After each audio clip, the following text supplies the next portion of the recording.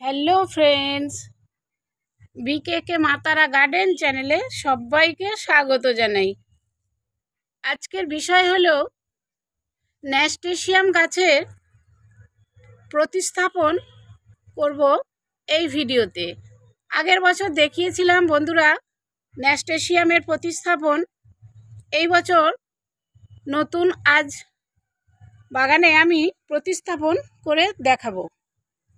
এখানে এই গাছগুলি ন্যাস্টেশিয়াম, এগুলো মাটিতে বীজ ছড়ানো ছিল, তাতে থেকেই এই গাছগুলি তুলে আনা হয়েছে। এই যে বীজগুলি দেখতে পাচ্ছেন, এরই মধ্যে থেকে এই গাছগুলি হয়েছে। এখানে বাগানের মাটি 4 ভাগ, 3 ভাগ গোবরের মাটি, পুরানো 1 বছরের মাটি, সাদা বালি 2 ভাগ, 1 ভাগ ধানের তুষ, এর মধ্যে ভালো করে মিশিয়ে নেওয়া হয়েছে। এই রকম ঝুড়ির মধ্যে এই গাছ আমি প্রতিস্থাপন করব।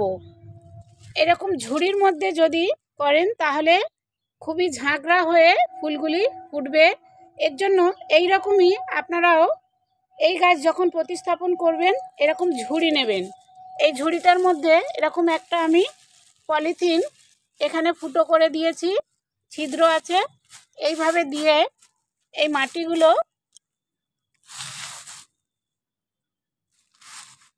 আর এই যে গাছটা এই মিডিলে বসিয়ে দিলাম। চারিধার দিয়ে মাটিগুলো চারিধারে এইভাবে মাটিগুলো চেপে দিতে হবে। এই রকমই আরও যে গাছগুলি আছে একই পদ্ধতিতে আমি এগুলো প্রতিস্থাপন করব। এখানে এটা করে নিয়েছি, এটাও করেছি, আর 2টো গাছ এটা অফ ক্যামেরায় করে নেব। এইবার চারিধার দিয়ে এইভাবে জল দিয়ে দেবেন। 2-4 দিন ছায়াযুক্ত স্থানে এই গাছগুলি রেখে দিতে হবে। তারপর ফুল সানলাইটে এই গাছগুলি রেখে দেবেন। 1 সপ্তাহ পর সর্ষের যে খোল ভিজানো জল, সবজির খোসা জল 1 সপ্তাহ পরে পাতলা করে এই গাছে দিয়ে দেবেন। তারপরে দেখবেন ফুল আসার আগে আগে মিক্সড যে সার, আগের ভিডিও আমার দেওয়া আছে, মিক্সড করা যে সার, সেই সার এই মাটি খুঁড়ে চারিধারে দিয়ে দেবেন। প্রথম থেকে বন্ধুরা কীটনাশক এই গাছে স্প্রে করবেন, তা না হলে পোকামাকড় এই গাছে আসতে পারে। এই গাছ হ্যাঙ্গিং করে রেখে দিতে পারবেন।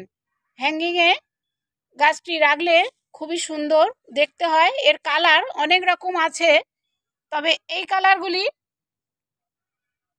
কীরকম হবে বুঝতে পারছি না।